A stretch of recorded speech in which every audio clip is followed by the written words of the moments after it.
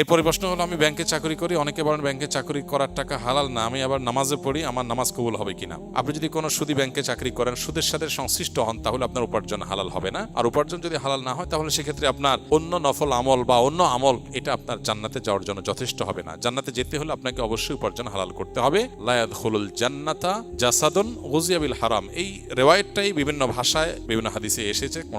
কোনটার ভাষ্যটা বিশুদ্ধ সূত্রে বর্ণিত হয়নি, তবে বিভিন্ন হাদিসের আলোকে এটা সুপ্রমাণিত যে শরীর হারাম দ্বারা গঠিত হয়েছে, যে গোশত হারাম দ্বারা গঠিত হয়েছে, সেটা জান্নাতে প্রবেশ করবে না। নবী সাল্লাল্লাহু আলাইহি ওয়াসাল্লাম পরিষ্কারভাবে বলেছেন, অনেক দূর থেকে একজন এসে কাবা তওয়াফ করে, দোয়া করে, আল্লাহর কাছে দুহাত তোলে, কাবা শরীফকে সামনে রেখে চোখের পানি ফেলে অনেক কষ্ট করে সফর করে আসে, কিন্তু তার দোয়া কবুল হয় না। কেন? কারণ তার শরীর, তার কাপড় চোপড়, সম্পদ সহায় এগুলো হারাম দ্বারা গঠিত হয়েছে। এই জন্য ব্যাংকে, যদি ব্যাংকে আপনি চাকরি করছেন, সুদের কারবারের সাথে জড়িত আছেন, নবী সাল্লাল্লাহু আলাইহি ওয়াসাল্লাম বলেছেন, লাআনাল্লাহু আকালার রিবা ওয়া মাকালাহু ওয়া শাহিদাহু ওয়া কাতিবাহু ওয়া শাহিদাইহি, সুদের দাতা, সুদ গ্রহীতা, সুদের লেখক, সুদের সাক্ষী, সুদের সাথে সরাসরি সংশ্লিষ্ট যত মানুষ আছে, এই সবার উপর আল্লাহ তাআলা লানত বর্ষিত হয়। সেজন্য আপনার হারাম উপার্জন ছেড়ে হালাল উপার্জনের দিকে আপনাকে আসার চেষ্টা করতে হবে।